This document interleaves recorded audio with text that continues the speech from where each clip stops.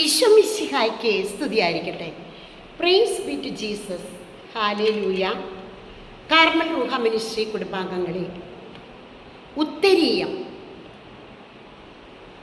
വിശുദ്ധ സൈമൺ സ്റ്റോക്കിനെ പരിശുദ്ധ കർമ്മല മാതാവ് ഉണ്ണിയേശുവുമായി ജൂലൈ 16 അർദ്ധരാത്രി കർമ്മല ഉത്തരീയവും ഒരു പ്രാർത്ഥനയുമായി പുണ്യവാന് പ്രത്യക്ഷപ്പെട്ട പുണ്യദിനം.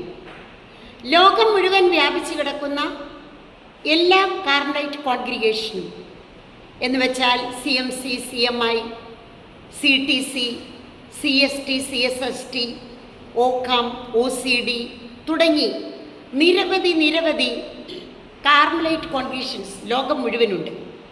അപ്പോസ്തലിക് കാർമലൈറ്റ് AC അങ്ങനെ തുടർന്ന് ഒരുപാടുണ്ട്. ഒത്തിരി ഭക്തി വർദ്ധിപ്പിക്കുന്നതിൽ പ്രചരിപ്പിക്കുന്നതിൽ കർമ്മലീത്തർ അതീവ ശ്രദ്ധാലുവാകണമെന്ന് വിശുദ്ധ സൈമൺ സ്റ്റോക്കിന് നിർബന്ധമുണ്ടായിരുന്നു. പുണ്യവാൻ ഈ ഉത്തരീയം കഠിനപാപിയും നിരീശ്വരവാദിയുമായ ഒരു മകൻ്റെ ദേഹത്ത് വെച്ചപ്പോൾ രോഗം സൗഖ്യം പ്രാപിക്കുകയും വലിയ മാനസാന്തരം സംഭവിക്കുകയും ചെയ്തു. ആ ഒരു അത്ഭുതം ഉത്തരീയം ശരിക്കും പരീക്ഷിക്കുകയായിരുന്നു പുണ്യവാൻ. ആ ഒരു അത്ഭുതത്തെ തുടർന്ന് കർമ്മലീത്ത മക്കൾ എല്ലാവർക്കും സമ്മാനമായി കൊടുക്കുന്നത് ഉത്തരീയമാണ്. നമ്മുടെ പൂർവികർ അവരുടെ കാലഘട്ടങ്ങളിൽ ഈ ഉത്തരീയ തട്ട് പിടിച്ച് കണ്ണുകൾ സ്വർഗത്തിലേക്ക് ഉയർത്തി ദൈവതമ്പുരാൻ എല്ലാം തരുമെന്ന് ഉറക്കി പറയുമായിരുന്നു. പ്രിയപ്പെട്ടവരെ, ഒരിക്കൽ സിസ്റ്ററിനെ ഒരു പോസ്റ്റ് വന്നു. അതിലൊരു ടെസ്റ്റ് മണി ആയിരുന്നു, പവർഫുൾ ടെസ്റ്റ് മണി, മരിയൻ ടെസ്റ്റ് മണി, അല്ലെങ്കിൽ ഉത്തരീയ ടെസ്റ്റ് മണി എന്ന് വേണമെങ്കിൽ പറയാം. സാക്ഷ്യം അതിപ്രകാരമായിരുന്നു. ഒരു മകൾ അവളുടെ ഉയർന്ന പഠനം കഴിഞ്ഞ് വലിയൊരു ഓഫീസിൽ ജോലി ചെയ്തുകൊണ്ടിരിക്കുകയായിരുന്നു. അപ്പോൾ അവർക്ക് എപ്പോഴും ഇടയ്ക്കിടയ്ക്ക് അവർക്ക് ഈ ജോലിയുടെ ഭാഗമായിട്ട് പല സ്ഥലങ്ങളിലേക്കും ഇവർക്ക് പോകേണ്ടതായിട്ടുണ്ടായിരുന്നു.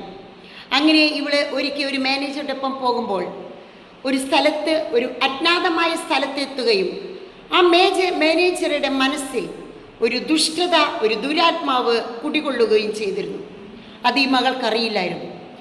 സിസ്റ്ററുടെ യൂട്യൂബ് ചാനലിലെ ഉത്തരീയത്തിൻ്റെ ശക്തിയും അത് രക്ഷയുടെ അടയാളമാണെന്നും പ്രൊട്ടക്ഷനാണെന്നുമുള്ള ആ ഒരു വലിയ ശക്തി, ആ വലിയ ഒരു ഭക്തി അവളുടെ ഉള്ളിലുണ്ടായിരുന്നു. കഴുത്തിൽ ഉത്തരീയമുണ്ടായിരുന്നു.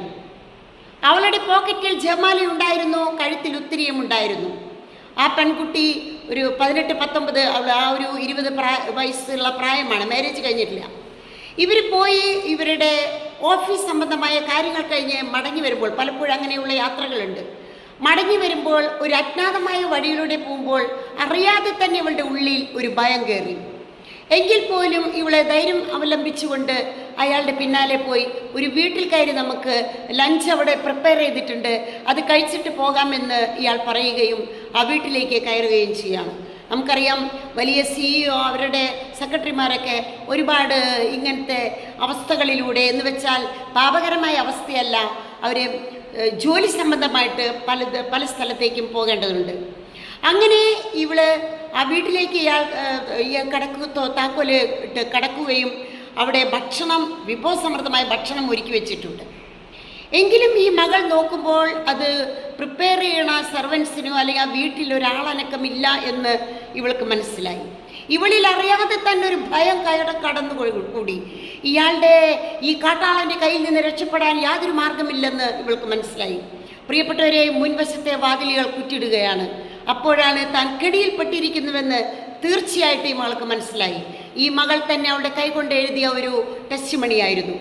ഈ മകൾ വാഷ് ചെയ്യാൻ അയാൾ പറഞ്ഞു, വാഷ്റൂം കാണിച്ചു കൊടുത്തു, അതുപോലെ സിങ്കൊക്കെ കാണിച്ചു കൊടുക്കുകയാണ്, കൈ കഴുകാം, മുഖം കഴുകാം, ക്ഷീണം മാറ്റാം എന്നെല്ലാം പറഞ്ഞുകൊണ്ട് ഇയാൾ തന്നെ ആദ്യം കൈ വാഷ് ചെയ്യാനായിട്ട് വാഷ്റൂമിൻ്റെ അവിടേക്ക് പോകുകയും വാഷ്റൂമിലേക്ക് ഇയാൾ കടക്കുകയല്ല, മറ്റേ വാഷ്റൂമിലെ ലേഡീസിൻ്റെ പോകാനായിട്ട് ഇവളോട് പറയുകയും ചെയ്തപ്പോൾ തന്നെ ഇവൾ ഈ കഴുത്തിലുള്ള ഉത്തരീയം ഇവൾ പുറത്തേക്കിട്ടു.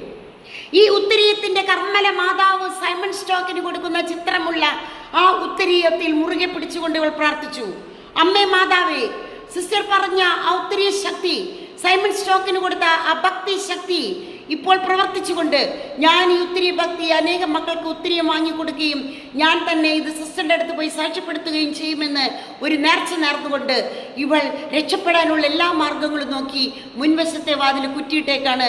പക്ഷേ പിൻവശത്തെ വാതിൽ പൂട്ടിയിട്ടില്ല. അവൾ കുറ്റി വാതിലിൻ്റെ പിൻവശത്തെ വാതിലിൻ്റെ കുറ്റി അവൾ മെല്ലെ ശബ്ദമില്ലാതെ അവൾക്കൊരു ധൈര്യം ഈ വെന്തികയിൽ ഇടത് കൈയിൽ വെന്തിക പിടിച്ചുകൊണ്ട് അവൾ ആ കുറ്റി ഊരുകയും പുറത്തേക്ക് ഇറങ്ങുകയും അജ്ഞാതമായ റോഡിലൂടെ ഇവൾ കുറേ ഓടി. പിന്നീട് വളരെ തിരക്ക് പിടിച്ച ഒരു റോട്ടിൽ മാതാവ് കൊണ്ട് നിർത്തുകയും ചെയ്തു. പിന്നീട് അവൾ ജോലിക്ക് പോയിട്ടില്ല. അയാൾ ഒരുപാട് അന്വേഷിച്ചു. പിന്നീട് ബാക്കി ഈ മകൾ രക്ഷപ്പെട്ടു. നമുക്ക് അത്രമാത്രം മനസ്സിലാക്കാം. ഉത്തിരിയ ഭക്തി അതവൾ വളരെ എക്സ്പ്ലെയിൻ ചെയ്ത് 2-3 പേജിലായിട്ടാണ് എഴുതി സിസ്റ്ററിന് പോസ്റ്റ് വിട്ടിരിക്കുകയാണ്. പിന്നീട് വന്ന് സാക്ഷ്യം പറയുകയും ചെയ്തു.